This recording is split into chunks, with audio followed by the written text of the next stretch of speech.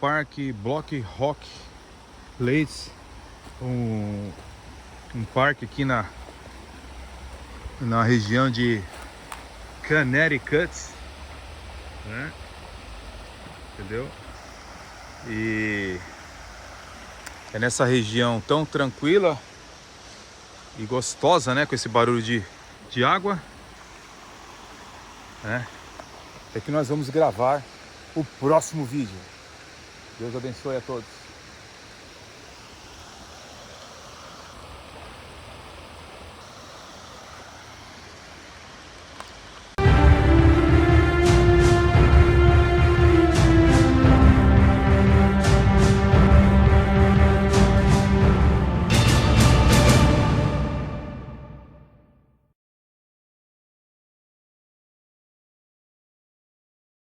Graça e paz a todos. Diz a palavra de Deus, a palavra inerrante, infalível, profética, né? Diz o seguinte, aqui em 2 Timóteo capítulo 3, versículo 7, que aprendem sempre e nunca podem chegar ao conhecimento da verdade. Ou seja, a palavra de Deus mostra que há pessoas que sempre estão aprendendo a Bíblia, mas nunca chegam ao conhecimento da verdade.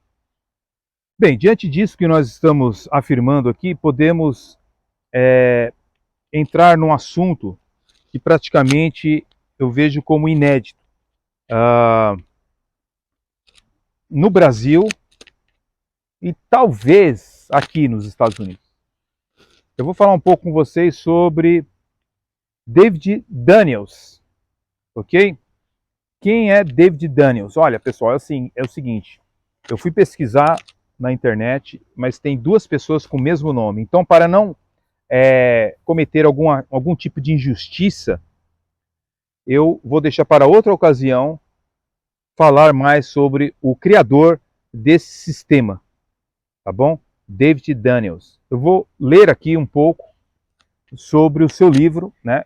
Tirei algumas cópias do seu livro e eu vou ler aqui aquilo que ele chama de danielismo. O que seria o danielismo? Provavelmente você está vendo um vídeo pioneiro no Brasil, assim como tem sido nossos vídeos sobre o provisionismo. O provisionismo, quando eu cliquei nesse ano de 2024 em língua portuguesa, para as pessoas esclarecerem o que era um sistema soterológico inventado por um homem do Texas, Dr. Flowers, eu não achei nada em língua portuguesa.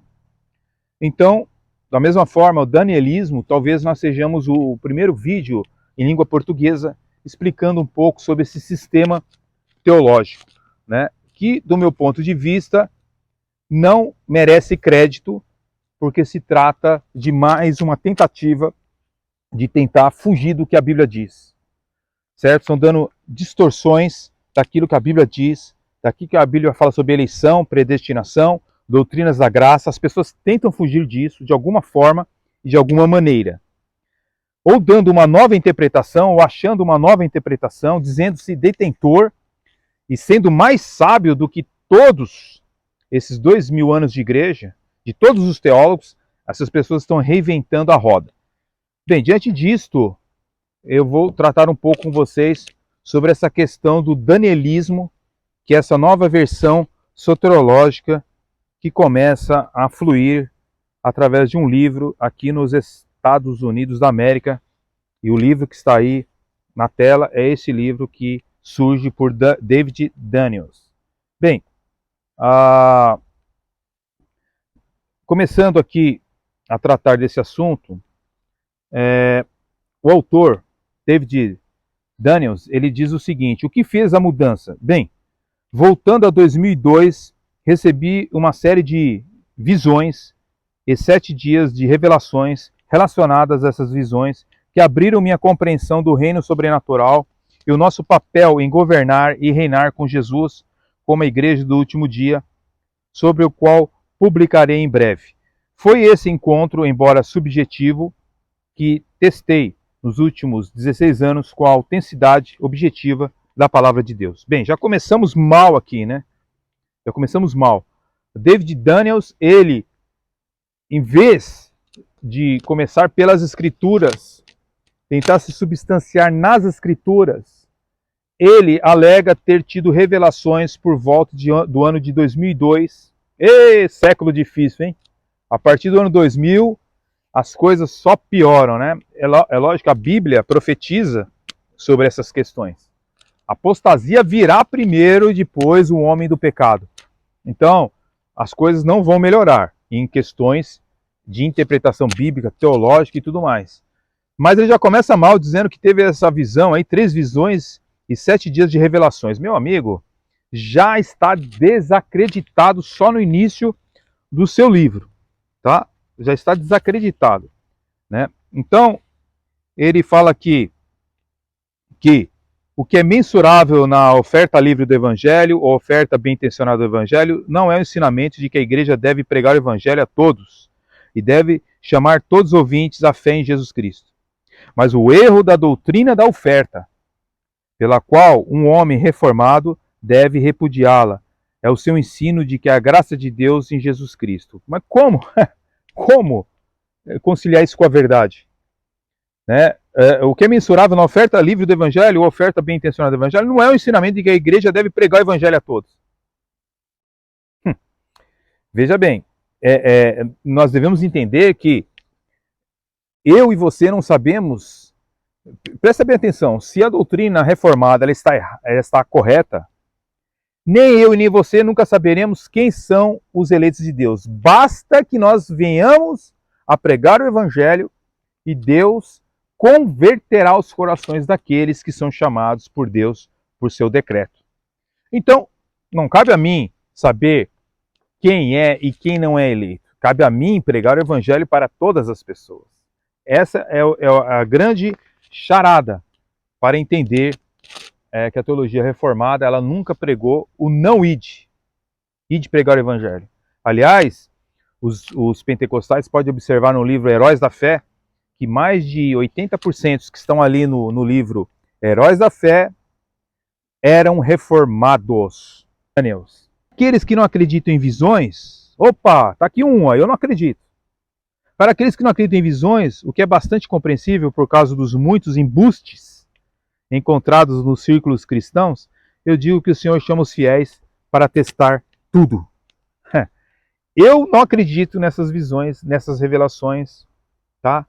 É só ter um pouco mais de raciocínio para você ver que você não precisa ser movido por revelações, profecias, profetadas, visões, etc. e tal. Eu vivia nesse mundo desde 1987 até 2004, mais ou menos, 2000. Eu vivi nesse mundo. Ia atrás de revelações, ia atrás de pessoas que abriam a Bíblia, dizendo que tinha dom da ciência. Sabe, eu era um pentecostal e a gente é mais movido por essas coisas do que movido pela palavra de Deus por preguiça. Não quero generalizar, não vou dizer que é todos, mas a maior parte não querem isso aqui. Tanto é que quando você chega numa igreja pentecostal e até algumas tradicionais, o pessoal esquece isso daqui de lado e começa a trazer experiência. Minha experiência foi essa, e aquilo, aquele outro, aquele outro, aquele outro. Pessoal, vamos voltar para a Bíblia, porque surge pessoas assim que ainda critica aqui, ele está criticando quem não acredita em visões. Isso é bastante compreensível por causa dos muitos embustes encontrados nos círculos cristãos. E eu digo que o Senhor chama os fiéis para testar tudo. Nós estamos testando aqui o livro dele. Quando tivermos tempos, vamos analisando o livro dele, testando, que nem diz a Bíblia, examinar todas as coisas. Mas nós vamos provar que é mais um embuste teológico. Ele é um embuste teológico. Entendeu? Ele faz embuste teológico. Ok? Porque passaram-se 21 séculos. E agora ele descobriu a nova soteriologia. Você está de brincadeira comigo, não está não? Você precisa, como diz lá o Datena, isso é uma vergonha. Não é o Datena que fala, é outro, né, lá da Record. Bem, o que acontece é o seguinte, senhores. Vamos tentar pular mais alguma coisa aqui. Né? Ele diz aqui, o título do livro dele é Calvinismo, Arminianismo e Danielismo. A terceira posição, reconciliar a soberania de Deus e o livre-arbítrio do homem. Ou seja, ele quer fazer o que não dá para fazer. Ou seja, a Bíblia, ela deixa um clarão nesse assunto. Tá bom? Ela deixa um clarão nesse assunto. Como Deus vai julgar as pessoas no juízo final, certo? Se, através da sua soberania, ele escolheu milhões e milhões de pessoas e outras foram deixadas ao seu pecado. Ok? Como isso é feito? Meu querido, você quer descobrir o impossível. Se a Bíblia não está falando sobre isso, você não tem como entrar nesse campo. Mas ele diz que vai entrar nesse campo e vai desvendar, entendeu? Esse grande entrave teológico que ninguém na face da terra até hoje concluiu o assunto. Mas ele diz que vai. Aí ele diz o seguinte: através dessa visão, Deus foi gracioso em levantar-nos com a ênfase para esta temporada. Assim, este livro e as visões são ferramentas para entender melhor a Bíblia e particularmente o que o Espírito está dizendo às igrejas nessa última hora. Meu Deus do céu. O Ellen White agora ressuscitado, né? A segunda visão está relacionada à pessoa do Espírito Santo me levando a uma passagem de montanha íngreme até o próprio cume. Eu só sabia intuitivamente que ele era o Espírito Santo de Deus. O Espírito Santo, então essa visão ele viu o Espírito Santo. A coisa impressionante sobre toda a experiência foi o fato de que eu não tinha permissão para ver o seu rosto. E onde quer que ele colocasse seu pé, eu coloquei o meu. Portanto, não havia incidência de escorregamento nem necessidade de equipamento para me ajudar.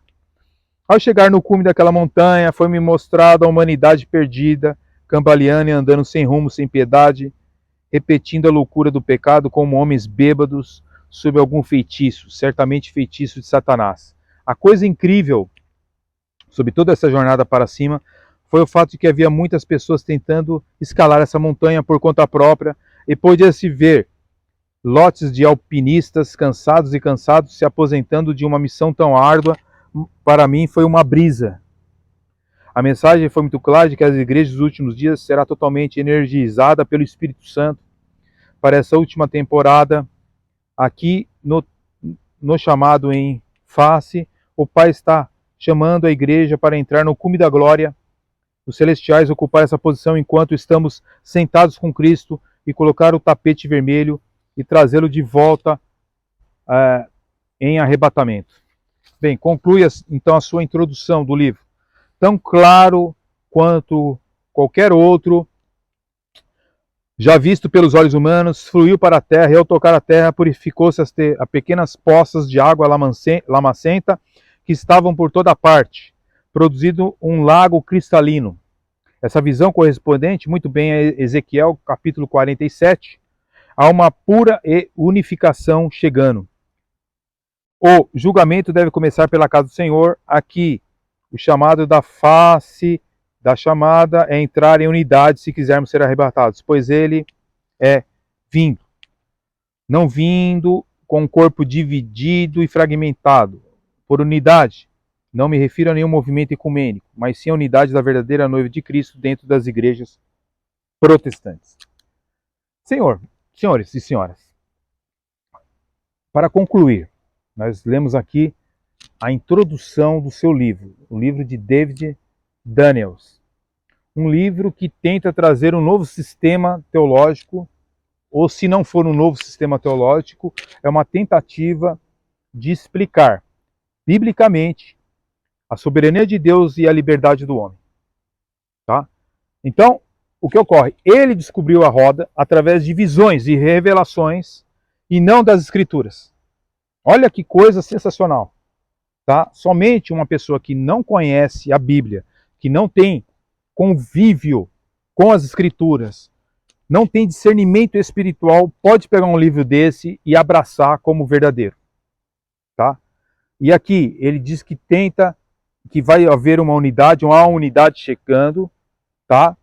E que Jesus vai buscar essa noiva de Cordeiro dentro das igrejas protestantes. Senhores, presta bem atenção.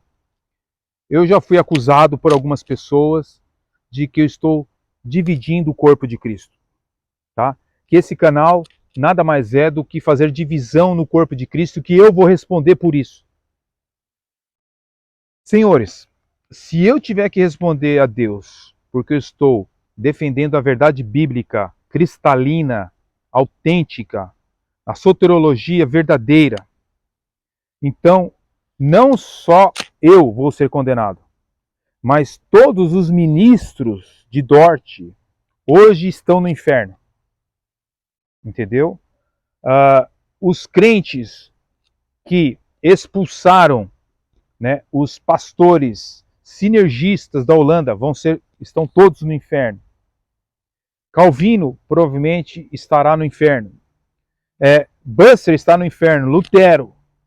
Você entendeu? Todos os reformadores, entendeu? Estão no inferno. Então você vai ter que jogar no inferno também John Huss, os pré-reformadores, Wycliffe, todos aqueles que acreditavam da mesma forma como eu creio nas Escrituras. Eles acreditavam nisso que está apresentado aqui, que o Evangelho é monergístico, tá? E que os versículos que parecem somente pregar um sinergismo, quando você vai para a doutrina, o corpo de doutrina, que a Bíblia, ele é um corpo de doutrina. Não adianta eu pegar versículos isolados e fazer disso uma doutrina. Entendeu? Quando você pega versículos mais difíceis, eles são explicados pelos mais fáceis.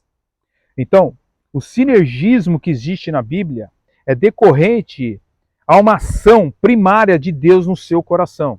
Que você estava morto em delitos e pecados, você estava morto espiritualmente. Se esse entendimento que eu tenho das Escrituras é errôneo, é herético, então, meu irmão, essas pessoas que eu citei para vocês estão todos no inferno, no abismo eterno. John Owen, Jonathan Edwards e por aí vai indo. Mas se nós estivermos certos e David Daniels está errado e o arminianismo está errado, tanto o antigo, o remonstrante, como o atual está errado, então quem precisa se preocupar são os sinergistas, tanto romanos como arminianos. Quem deve se preocupar muito com a salvação são eles. E não adianta querer se substanciar em visões, em profecias, revelações. Tem que se substanciar aqui e não negar as Escrituras. Não negar as Escrituras. A Bíblia alerta que nos últimos dias o que os homens mais fariam é negar essas verdades aqui. Então, queridos, com o tempo hábil, eu mostrarei para vocês que este livro é mais um embuste, assim como é o provisionismo. Duas vertentes nascidas, para variar, né, pessoal, aqui nos Estados Unidos da América. Tá bom?